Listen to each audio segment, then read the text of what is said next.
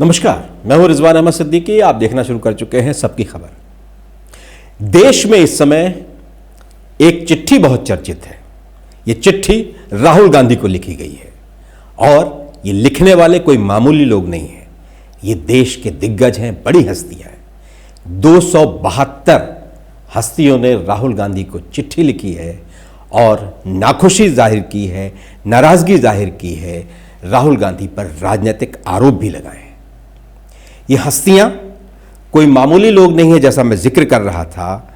इसमें ये 272 लोग कोई मामूली लोग नहीं है। इनमें 16 जज, 14 राजदूत, 123 नौकरशाह, जिसमें आईएएस, आईपीएस शामिल हैं और जिसमें कई राज्यों के डीजीपी भी रह चुके हैं। जो 119 सैन्य अधिकारी हैं जिन्होंने अपना पूरा जीवन इस देश की सेवा में लगा दिया है। उन्होंने राहुल गांधी पर तीखा हमला किया है। राहुल गांधी लगातार चुनाव आयोग पर जो सवाल खड़े करते रहे हैं, कांग्रेस पार्टी जो सवाल खड़े करती रही है, उस पर उन्होंने सीधी चिट्ठी, खुला पत्र राहुल गांधी को लिखा है और उसमें उन्होंने आरोप लगाया है कि इस तरह से संवैधानिक संस्था के खिलाफ, पहले सेना के खिलाफ, अन्य संवैधानिक संस्थाओं के खिलाफ, न्यायालय के खिलाफ बात की जाती रही है और उसके बाद अब चुनाव आयोग को भी कटघरे में खड़ा किया गया। उस पर लगातार जिस तरह के आरोप लगाए गए हैं, उससे संस्थाओं की साख पर असर पड़ता है और इसको लेकर उन्होंने देश से आह्वान भी किया है। उन्होंने कहा है कि चुनाव लगातार हारने से जो हताशा है, उसका ठीकरा, मैं उस भाषा को पूरी तरह से नहीं बता रहा हूँ, उसका आशय बता रहा हूँ आपको, उसका आरोप चुनाव आयोग पर लगाना ठीक नहीं है।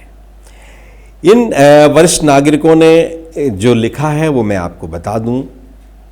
उन्होंने लिखा है कि हम समाज के वरिष्ठ नागरिक हैं, इस तरह की चिंता जाहिर करते हैं कि भारत का लोकतंत्र पर हमला किया जा रहा है।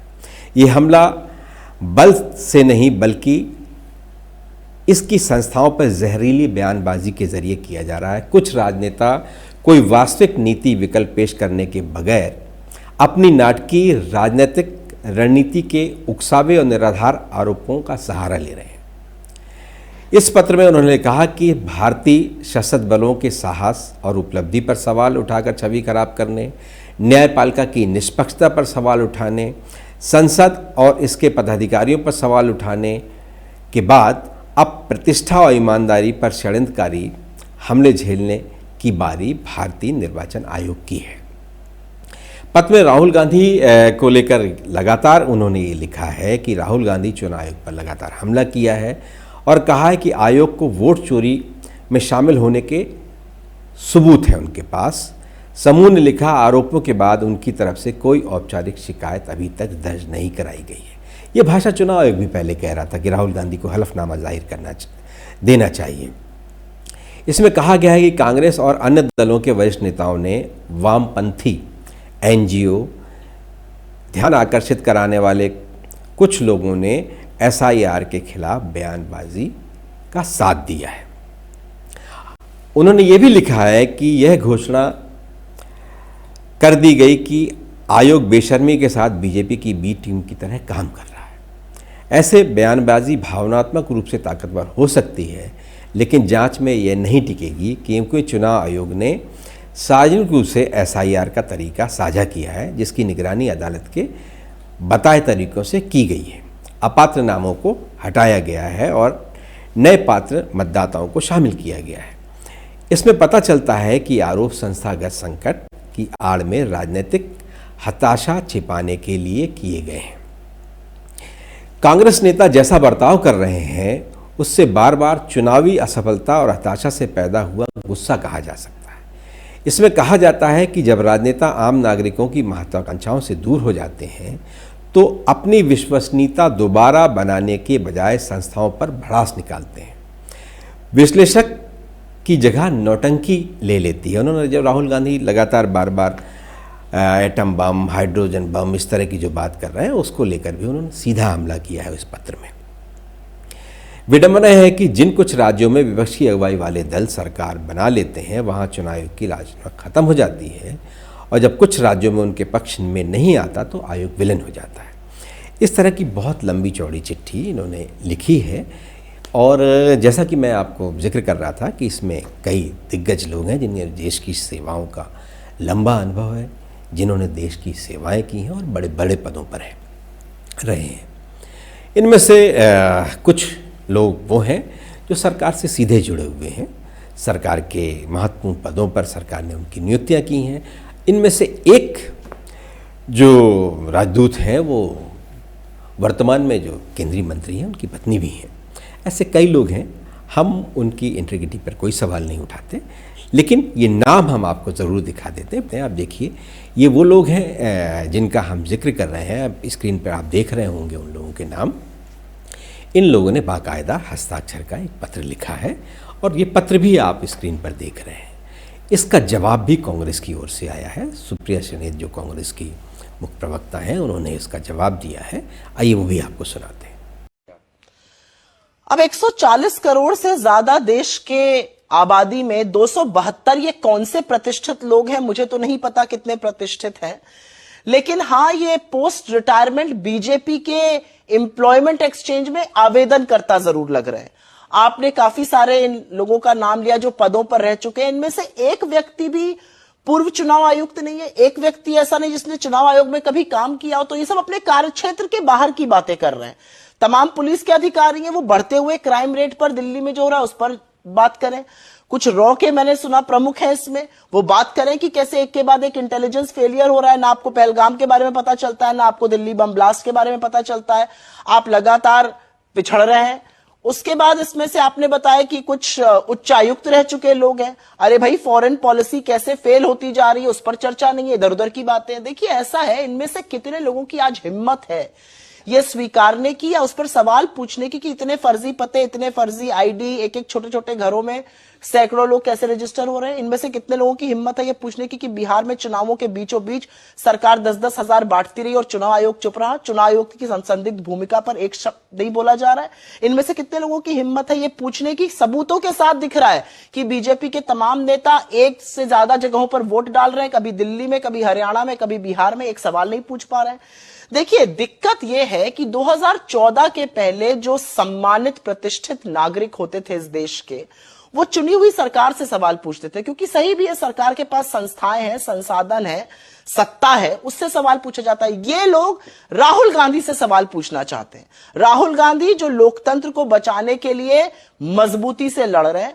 मेरा अपना मानना है कि राहुल गांधी ने चुनाव आयोग का पर्दाफाश एलिगेशंस के साथ नहीं, सबूतों के साथ किया है। इन सबूतों को देखकर क्या इन 272 लोगों ने अपनी आंखों पर पट्टी बांध ली है? और इनमें से कोई भी एक चुनाव आयोग का व्यक्ति क्यों नहीं है? ये सुप्रिया श्रीनेत का पलटवार है। भारतीय जनता पार्टी की ओर से किसी दिग्गज ने टीवी डिबेट में कुछ बातें कुछ लोगों ने की हैं जो हम कॉपीराइट की वजह से नहीं दिखा सकते, लेकिन अलग से बाकायदा जो ट्वीट किए जाते हैं, बयान दिए जाते हैं, इस तरह का कोई बयान भारतीय जनता पार्टी की तौर के कोई बड़े किसी दिग्गज नेता की ओर से अभी अधिकृत रूप से नहीं आया है। हाँ, अगर हम मध्य प्रदेश की बात करें तो मध्य प्रदेश में भारतीय जनता पार्टी के प्रवक्ता दुर्गेश केसवानी ने एक बयान दर्ज किया है, वो भी हम आपको स्क्रीन पर दिखा रहे हैं। आप देखिए, दुर्गेश केसवानी ने एक बयान दर्ज किया, उसके भी कुछ अंश हम आपको सुना देते हैं। उन्होंने कहा है कि ये कांग्रेस के झूठ और भ्रम की राजनीति के खिलाफ सच्चाई की सीधी चार्जशीट है। उन्होंने ये भी लिखा, इन लोगों को समान व्यक्ति मत समझिए, ये वो लोग हैं जिन्होंने अपनी पूरी ज़िंदगी देश, संविधान, लोकतंत्र की रक्षा में लगा दी है।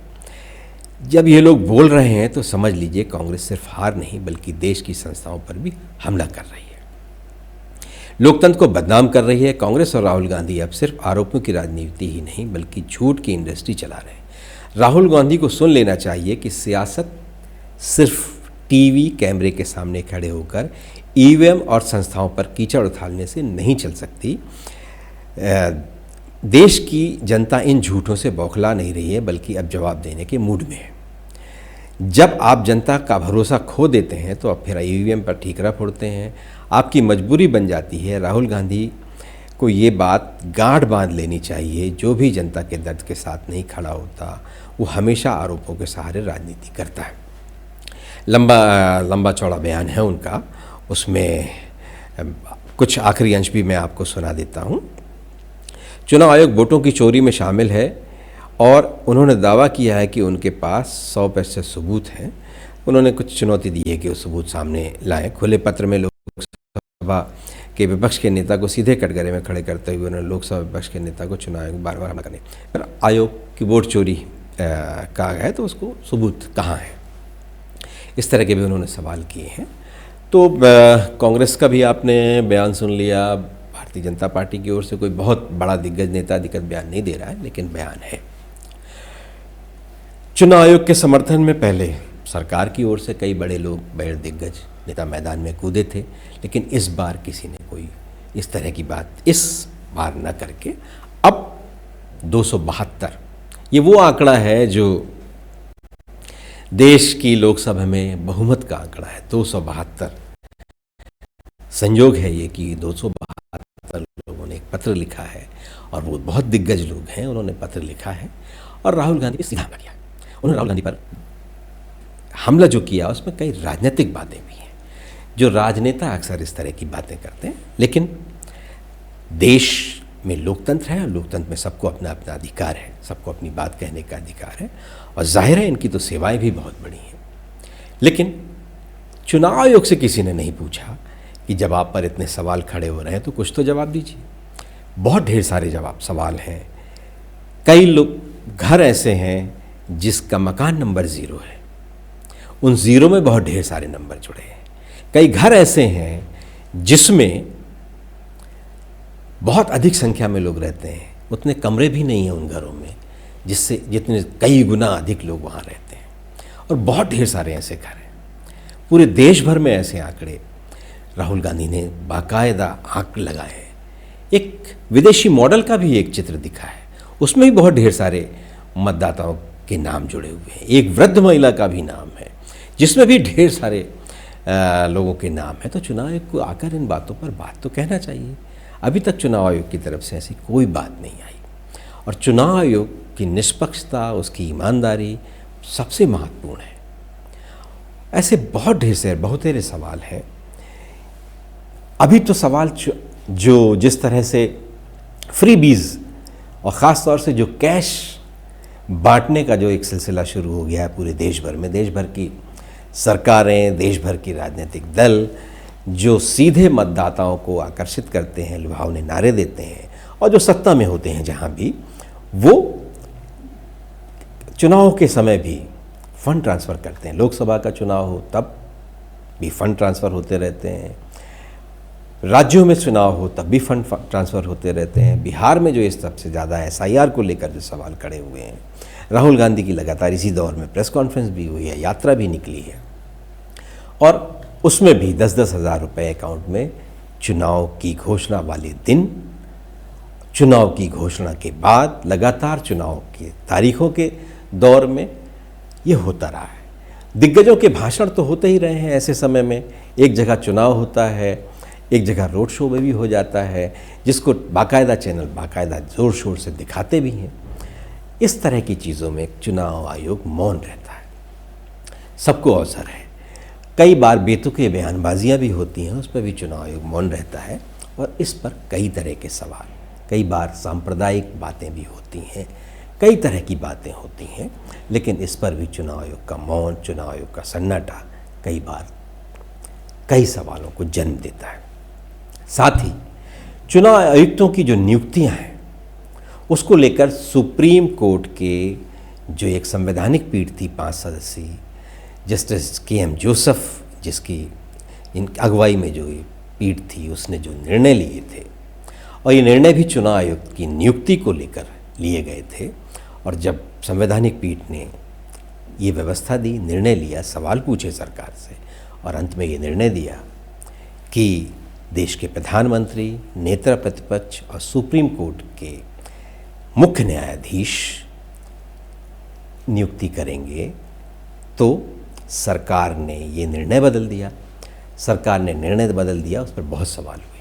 अब इस तरह के चुनाव आयुक्त निष्पक्ष चुनाव कराना है, जाहिर है जो लाभार्थी पक्ष है उसका वीटो नहीं होना चाहिए उसमें। लेकिन फिलहाल जो नियम है उसमें प्रधानमंत्री द्वारा नियुक्त एक मंत्री और नेता प्रतिपक्ष, जाहिर है 2-1 के बहुमत से सरकार जो चाहे वैसा निर्णय ले सकती है, जिसे चाहे उसे बना सकती है। और उसके लिए कोई ऐसी नियमावली भी नहीं बनाई गई है बहुत सख्त कि निष्पक्ष व्यक्ति हो, ऐसा व्यक्ति हो जो दबाव में ना आए।